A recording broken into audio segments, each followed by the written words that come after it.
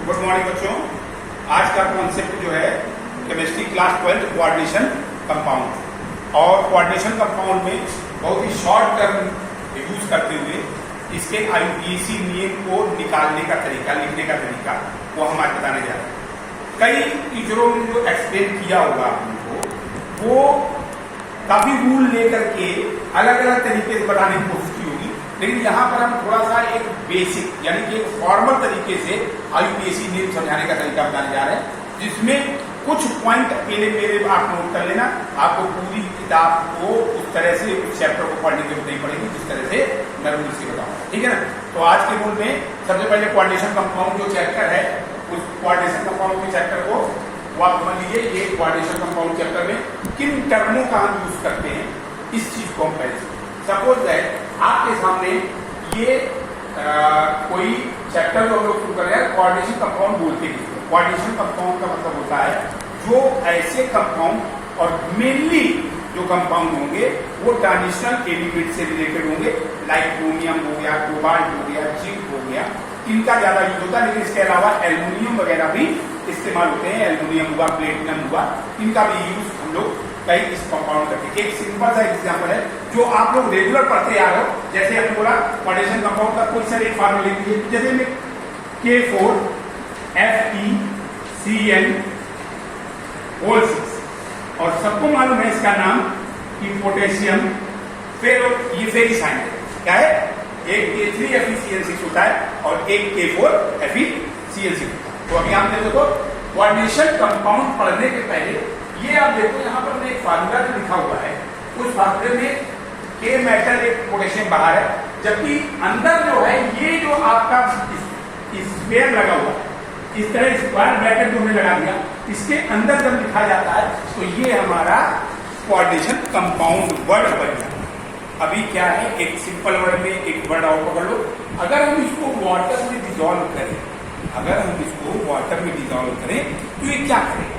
आपने पानी में इसको डिजोल्व किया, इन वाटर आपने इसको डिजोल्व किया, तो डेफिनेटली K4 जो है 4K प्लस के अलग हो जाएंगे। और अब यहां देखिए ये स्क्वायर नहीं टूटेगा, FeCN6 नहीं ब्रेक होगा।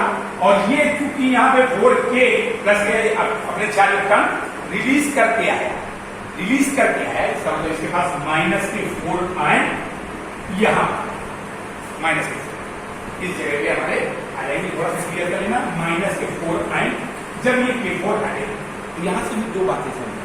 कोऑर्डिनेशन कंपाउंड जो भी होते हैं उसमें दो वैलेंसी, एक प्राइमरी वैलेंसी जो आयनाइजेबल होगी और एक सेकेंडरी वैलेंसी जो आयनाइजेबल नहीं।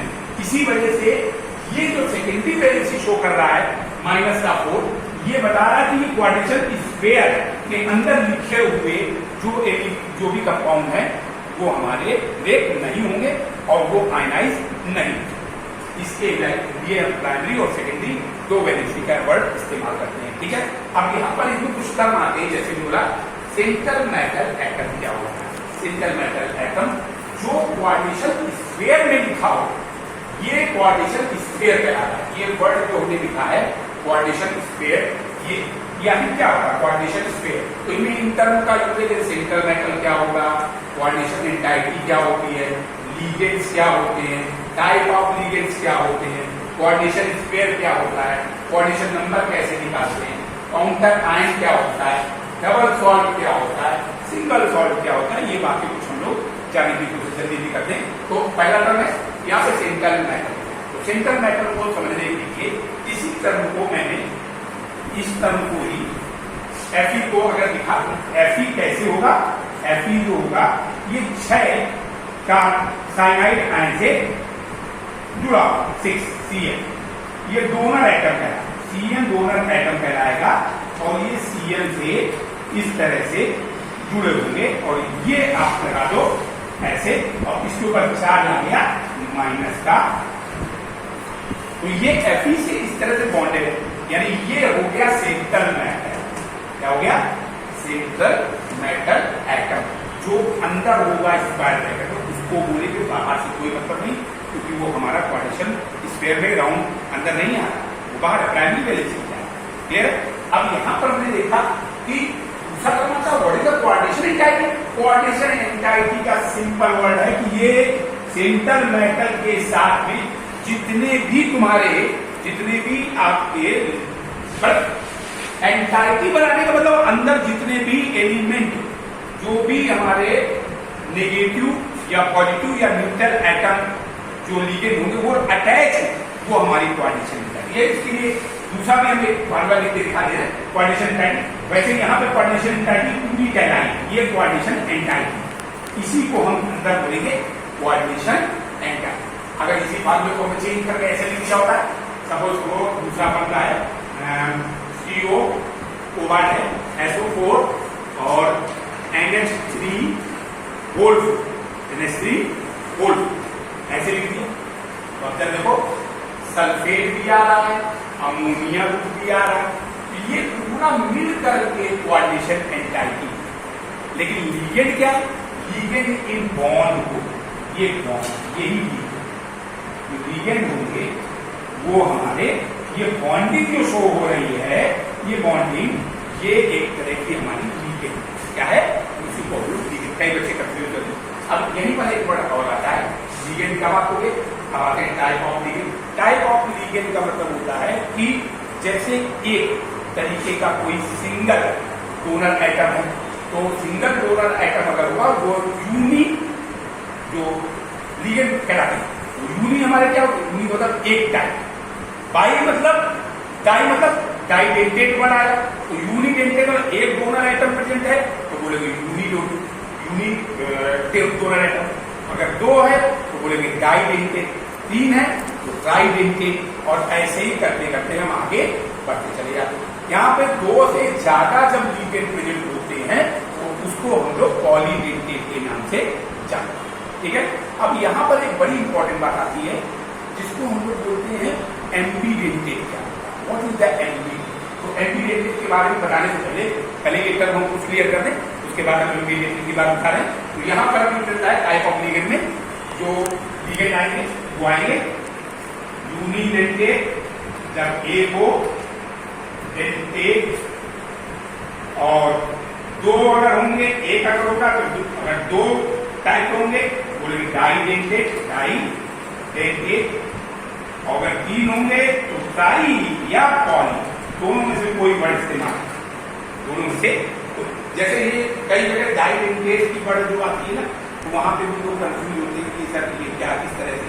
तो इसके लिए जो है न्यूमेरिकल प्रीफिक्स का इस्तेमाल किया है। इसका न्यूमेरिकल प्रीफिक्स के इस्तेमाल, जैसे आपके पास आ गया एथाइलिन डायमंड, एथाइलिन डायमंड, तो एथाइलिन डायमंड का अगर फार्मूला लिखें एथाइलिन डाइएमाइन, वैसे ही हम लोग जो है डायरेक्ट बोल देते हैं एमाइन, लेकिन डायरेक्ट बोल देते हैं एमाइन ग्रुप, एमाइन, और लेकिन डायरेक्ट ना बोले तो ये फार्मूला कैसे लिखा होता है? फार्मूला होता है NH2 CH2 CH2 NH2। अच्छा देखो कितने, दो NH2 आए और दो कार्बन ग्रुप आए CH2 CH2, तो ये हमारा डाइडेंटेट कैसा हो गया? डाइडेंटेट। अब इसी तरीके से एक और होता है जो उसको पॉलीडेंटेट बोलते हैं EDTA। क्या बोलते हैं? EDTA, ethylene. अगर हम इस चीज को देखते हैं तो एथाइलिन डाइएमाइन में हम लोग इस्तेमाल कर सकते हैं। इसको अभी हटा देते हैं। देखो अगर पॉलीडेंटेट की बात करें तो एक बड़ा ही इंपॉर्टेंट एग्जाम्पल आता है पॉलीडेंटेट के लिए,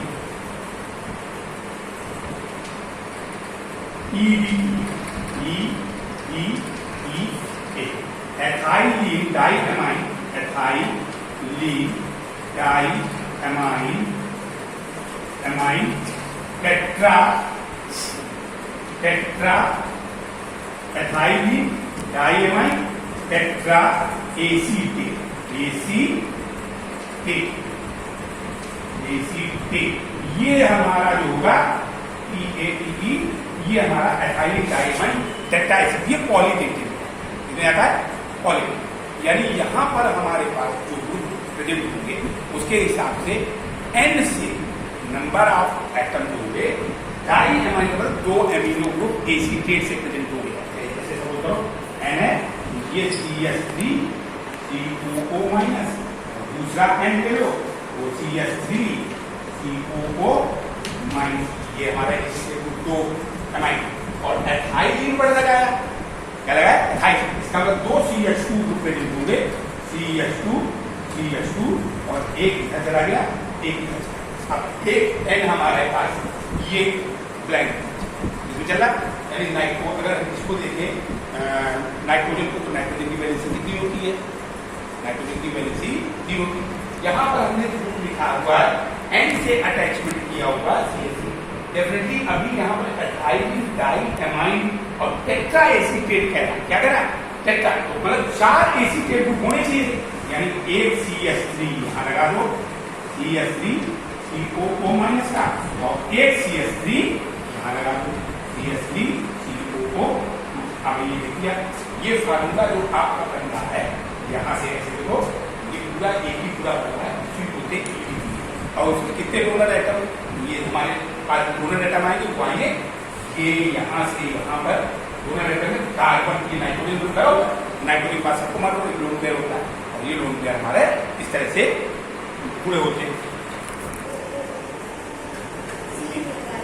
तो यहाँ पर ये वैलेंसी रिफर कर रही थी, इसको CH2 और COO, और ये CH2 और ये COO ग्रुप हमारा अटैच, इस तरह से ये हमारे पास।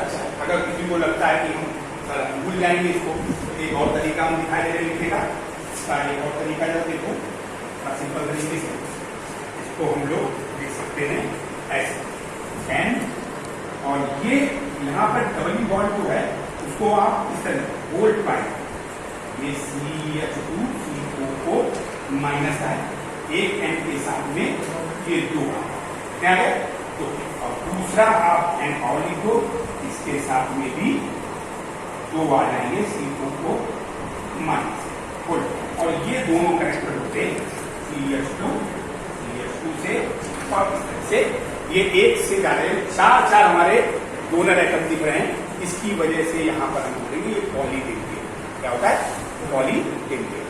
अब इसी चीज को अगला आगे बढ़ाते हुए कोऑर्डिनेशन स्फीयर में यही होता है, तो वो कोऑर्डिनेशन स्फीयर बोलते हैं, जब ब्रैकेट में क्लोज ब्रैकेट में जो होता है वो कोऑर्डिनेशन। इसके बाद अगला टॉपिक आता है कोऑर्डिनेशन नंबर। कोऑर्डिनेशन नंबर बेटा वही चीज होती है जो पहले आपने क्लास 11 में पढ़ रखी है, रिडॉक्स रिएक्शन में जब बताया गया था कि कोई भी इक्वेशन बैलेंस करनी है बाय दी ऑक्सीडेशन नंबर, तो ऑक्सीडेशन नंबर से बैलेंस जब करते थे तो सबको याद होगा कि ऑक्सीडेशन नंबर से बैलेंस करना हमको ऑक्सीडेशन नंबर निकालने पड़ते थे, जिस तरह से वहां पे ऑक्सीडेशन नंबर निकाले वैसे ही यहाँ भी निकालेंगे, लेकिन हम भी एक दो एग्जाम्पल लेके अभी यहाँ पे आपको रिमाइंड करा दे रहे हैं कि किस तरह से ऑक्सीडेशन नंबर निकालते हैं। काउंटर आयन का मतलब इसी के साथ समझ लो, काउंटर आयन का मतलब ये जो है ये कैटायनिक पार्ट जो है प्लस A4 हट गया तो A4 कहलाएगा कैटायन, क्या बोलेगा, और यही +4 ही इसका काउंटर आयन बोला है, जितने आयन थे +4 ही इसका काउंटर आयन आएगा, क्योंकि इसने अपने 4 इलेक्ट्रॉन डोनेट करके हट गया है रिजॉल्व करने के बाद, तो ये काउंटर आयन हमारे +A4 माने जाएंगे इसके ऊपर, ये कहलाता है काउंटर। अब इसके बाद ये बात आती है कि काउंटर आयन के बाद हमने अभी बताया कि कोऑर्डिनेशन नंबर कैसे निकालते, तो एक दो एग्जाम्पल लेके हम आपको समझा दे रहे हैं, एक दो एग्जाम्पल का मतलब जैसे सपोज आपके पास कोई एक क्वेश्चन आपने ले लिया, सपोज करो CrNH3 whole thrice, CrNH3 whole thrice, CrNH3 whole thrice, और SO4 के अकॉर्डिंग जो है नेक्स्ट जो इसमें और जोड़ देते नहीं है H2O whole thrice, H2O whole thrice, इसको इंक्लूड कर दो ब्रैकेट में, और क्वेश्चन आगे है Cl3। अब देखो इसमें ऑक्सीजन नंबर आपको क्रोमियम दिखता है, इसी निकालिए क्रोमियम की ऑक्सीजन नंबर निकालनी है, तो इसके लिए इनको समझने के लिए जरूरत पड़ेगी, कैसे करते हैं, Cr की ऑक्सीजन नंबर अगर निकालें क्या निकालें, निकल गया CrOX, मान लो CrOX, अमोनियम न्यूट्रल है, याद रखो न्यूट्रल एटम आपको 3 लेनी, 3 हमेशा है। हम न्यूट्रल एटम का नाम लिखे हैं न्यूट्रल, जो लीगेंड होंगे उसको हम लोग 0 लेंगे उसकी ऑक्सीजन, क्या लेंगे? जैसे NH3 अमोनिया यानी अमाइन ग्रुप है, दूसरा H2O एक्वा वाटर को, तीसरा CO कार्बोनिल ग्रुप न्यूट्रल में जाएगा, और तीसरा नाइट्रोसिन नाइट्रोसिन। ये आपको ज्यादातर आपको मिलेंगे, आपको इसको न्यूट्रल एटम में डालना। कैसे करेंगे? Cr का X मान लिया, अमोनिया का कितना न्यूट्रल एटम है, 0 ऑक्सीडेशन स्टेट होगी प्लस 0, अमोनिया का वाटर भी हमने बोला न्यूट्रल एटम है 0 प्लस 0 प्लस Cl आपके ऊपर कितने चार्ज होते हैं? 3, और Cl के ऊपर कितना चार्ज होता है? -1, यानी -3 टाइम्स माइनस, और इसका एल्जेब्रिक सम 0 का, एल्जेब्रिक सम 0 के बराबर है। अगर कोई भी काउंटर आयन यहाँ पे शो नहीं हो रहा है तो समझ लेना है कि उसको हम इक्वल में 0 लिखेंगे इसका। अगर यहाँ पे आयन फॉर्म में अगर इसका भी नहीं दिखा देंगे तो आपको ये समझ आ जाएगा दोनों तरीके के मेथड कैसे करनी है। तो यहाँ से x की वैल्यू क्या आएगी? x is equal to -3 it means x बराबर +3, यानी इसकी ऑक्सीडेशन स्टेट +3। ये रोमन वर्ड में हमको IUPAC नेम लिखते समय लिखना पड़ेगा। अगर आपने इसकी ऑक्सीडेशन मेटल की ऑक्सीडेशन स्टेट नहीं लिखी तो आपका ऑप्शन गलत है। क्लियर? अब यहाँ पे समझना कि अगर इसी बात से FeCl को निकालें, FeCl को निकालने के लिए इधर वाले टर्म आप समझ में आएंगे, तो हम इधर बताएंगे आपको कि एक इस तरह का लेंगे K4 Fe, या आप ऐसे K4 हटा दो, आयन फॉर्म में लिख दो FeCl (6) ब्रैकेट क्लोज और -4 माइनस। अभी 2 बातें और, ये जब बोला जाएगा जब चार्ज इसके ऊपर आ जाए तो इसको बोलेंगे एनायनिक पार्ट, एनायनिक पार्ट, ये एनायनिक पार्ट कहलाएगा। और जिसके ऊपर प्लस चार्ज आएगा, अगर सपोज यहाँ प्लस चार्ज आ रहा है तो हम इसको बोलते हैं कैटायनिक पार्ट। क्या बोलते हैं? यानी हमेशा 2 पार्ट आपको एनायनिक मिलेगा और जनरली कैटायनिक, ठीक, किसी भी पार्ट। तो यहाँ पर एनायनिक पार्ट ये है, तो X मान लिया Fe को, Cn को सबको मालूम है -1 होती है, जो कि है ऑक्सीडेशन -1, क्योंकि Cn को -1 चार्ज होता है, सबको मालूम है -1 चार्ज होता है, तो Cn की -1, और ये कितने Cn है? 6 × 6 बराबर। अब इसके ऊपर काउंटर आने दिया -4 इक्वल में -2 करेंगे, इक्वल में -4। तो हम यहाँ पे क्या आएगा? X -6 इक्वल टू -4, यानी X is equal to -4 plus 6 equal to plus, क्या है? यानी कि आयरन की जो रोमन वर्ड में हम बाद में IUPAC में लिखेंगे, तो आयरन के बाद में सेकेंड रोमन में ऐसे लेटर क्लास में लिखेंगे। ये हमारा एक तरह से सेकेंडरी सफिक्स के तरीके से किस तरह का हमारा सेंट्रल मेटल है उसके बारे में लोग बता रहे हैं, ठीक। अब यहाँ पर जो लर्न करने वाली बात है वो लर्न, ये तो आप नोट करेंगे हो। अब इसके बाद देखो लर्न करने वाली बात है। अगर सपोज है आपके पास कोई नाम लिखते समय रूल क्या है? नाम लिखते समय हमारे पास रूल जो होते हैं उनको हमको पकड़ के चलना कि कैसे हो, क्या चीज करना। अगर हमने एक एग्जाम्पल लिया था K4 FeCl (6), अब जरा यहाँ आइडेंटिफाई करो इसमें कैटायनिक पार्ट कौन सा, एनायनिक पार्ट।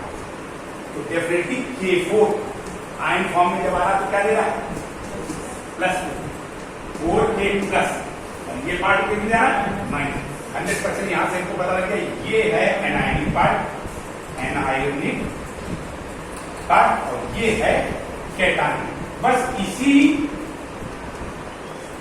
2 बातों पे पूरा IUPAC डिपेंड है। आपको कैसे डिपेंड है? अगर आपके पास कैटायनिक पार्ट प्रेजेंट हो जाए, यानी इसको हटाओ और इसके ऊपर चार्ज प्लस का प्लस, जब भी आपके जो कोऑर्डिनेशन एंटाइटी वाला स्क्वायर है उसके ऊपर प्लस का चार्ज अगर आ जाए, सॉरी माइनस का चार्ज आ जाए, इसका है माइनस एच। तो अंदर के नेमिंग में, तो अंदर वाला नेम है वो पार्ट के नेम हमारे डिफरेंट होता है, सिंगल मेटल का नाम डिफरेंट। अब नहीं मतलब एटायनिक और एनायनिक पार्ट को हमको पहले आइडेंटिफाई करना आना चाहिए। अगर आयन फॉर्म में दिया है तो आप आयन फॉर्म में ही इसको लिख सकते हैं। जैसे